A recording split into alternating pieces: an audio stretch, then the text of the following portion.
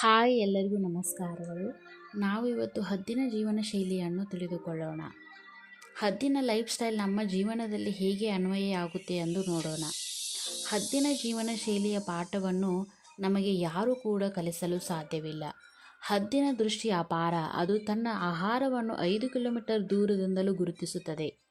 ಲೈಫ್ನಲ್ಲಿ ನಾವು ಸಕ್ಸಸ್ ಆಗಬೇಕು ಅಂದರೆ ಹದ್ದಿನ ರೀತಿಯಾಗಿ ಆಗಬೇಕು ಹೊರತು ಗಿಳಿಯ ರೀತಿ ಅಲ್ಲ. ಗಿಳಿ ಮಾತುಗಳನ್ನು ಚೆನ್ನಾಗಿ ಮಾತನಾಡುತ್ತೆ, ಆದರೆ ಹೆಚ್ಚು ಎತ್ತರಕ್ಕೆ ಹಾರೋದಿಲ್ಲ. ಹದ್ದು ಮಾತ್ರ ತುಂಬ ಕಮ್ಮಿ ಮಾತನಾಡುತ್ತೆ, ಆದರೆ ಆಕಾಶವನ್ನು ಟಚ್ ಮಾಡುವಷ್ಟು ವಿಲ್ ಪವರ್ ಅದಕ್ಕೆ ಇರುತ್ತದೆ. Eagle is the king of the sky ಅಂತ ಹೇಳ್ತಾರೆ. ಅದನ್ನು ಆಕಾಶದ ರಾಜ ಎಂದು ಕರೀತಾರೆ. ನಾವು ಹದ್ದಿನಿಂದ ಕಲಿಯಬೇಕಾದ ಲೈಫ್ ಲೆಸನ್ಸ್ ಬಗ್ಗೆ ತಿಳಿದುಕೊಳ್ಳೋಣ. ಇದರಿಂದ ನಮ್ಮ ಲೈಫ್ ಕೂಡ ಬದಲಾಗಬಹುದು.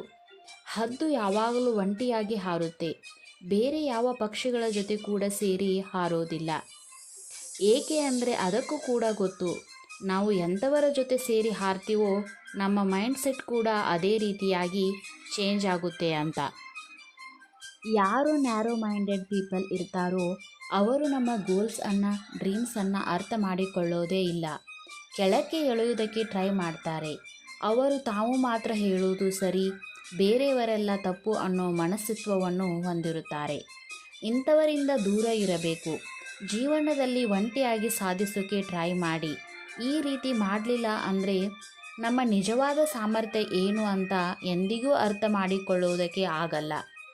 ಈಗಲಿಗೆ ಯಾವಾಗ 40 ವರ್ಷ ವಯಸ್ಸಾಗುತ್ತೋ ಆಗ ಅದರ ಮೂಗು ತುಂಬ ವೀಕ್ ಆಗುತ್ತದೆ, ರೆಕ್ಕೆಗಳು ತುಂಬ ದೊಡ್ಡದಾಗಿ ಬೆಳೆಯುತ್ತದೆ. ಇದರಿಂದ ಬೇಟೆಯಾಡುವುದಕ್ಕೆ ಬದುಕುವುದಕ್ಕೆ ತುಂಬ ಕಷ್ಟ ಆಗುತ್ತೆ. ಆದರೂ ಅದು ತನ್ನ ಸೋಲನ್ನು ಒಪ್ಪಿಕೊಳ್ಳುವುದಿಲ್ಲ.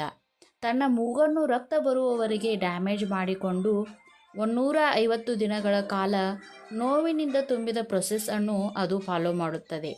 ಮತ್ತೆ ಹೊಸದಾಗಿ ಬೆಳೆದ ಮೂಗಿನಿಂದ ಮುಂದಿನ 30 ವರ್ಷಗಳ ಕಾಲ ಸಂತೋಷವಾಗಿ ಜೀವನವನ್ನು ಸಾಗಿಸುತ್ತದೆ.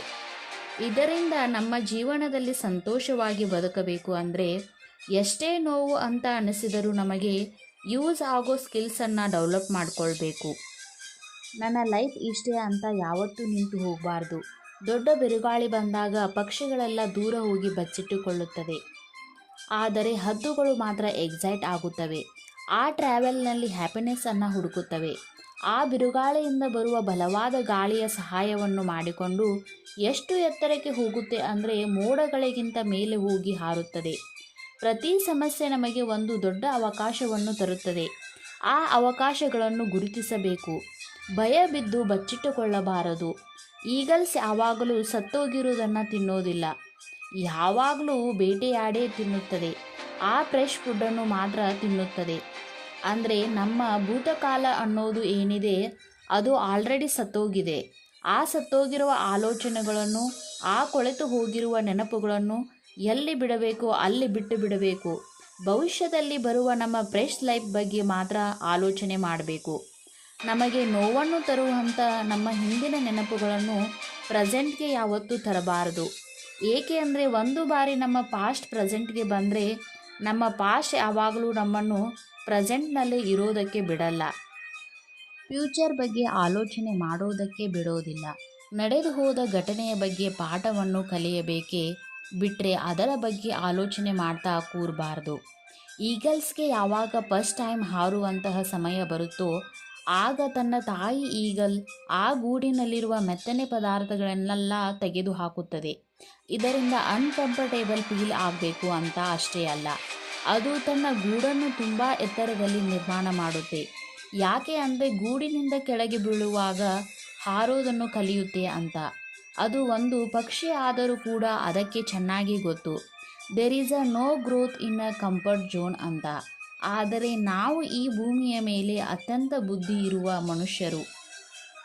ಇಷ್ಟು ಬುದ್ಧಿ ಇರುವ ಮನುಷ್ಯರಾದರೂ ಕೆಲವರು ಇದರ ಬಗ್ಗೆ ಅರ್ಥ ಮಾಡಿಕೊಳ್ಳೋದೇ ಇಲ್ಲ. ಇವಾಗ ಎಷ್ಟು ಹೆಚ್ಚಾಗಿ ಕಂಫರ್ಟ್ ಝೋನ್ನಲ್ಲಿ ಇರ್ತೀರೋ ಭವಿಷ್ಯದಲ್ಲಿ ನಿಮ್ಮ ಲೈಫ್ ಅದಕ್ಕಿಂತ ಹೆಚ್ಚಾಗಿ ಅನ್ಕಂಫರ್ಟೇಬಲ್ ಆಗಿ ಬದಲಾಗುತ್ತದೆ.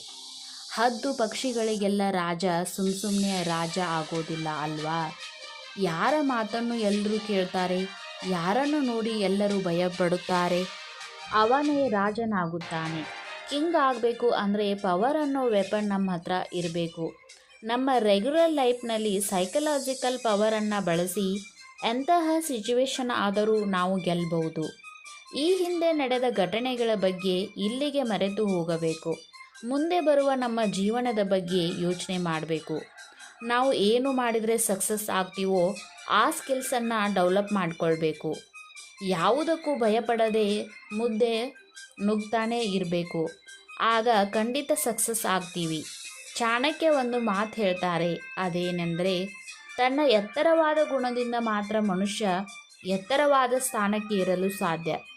ಶಿಖರದ ತುದಿಯಲ್ಲಿ ಕೂತ ಮಾತ್ರಕ್ಕೆ ಕಾಗೆ ಗರುಡನಾಗಲು ಸಾಧ್ಯವೇ ಅಂತ ಹೇಳ್ತಾರೆ. ಈ ವಿಡಿಯೋ ನಿಮಗೆ ಇಷ್ಟ ಆಗಿದ್ದಲ್ಲಿ ಒಂದು ಲೈಕ್ ಕೊಡಿ.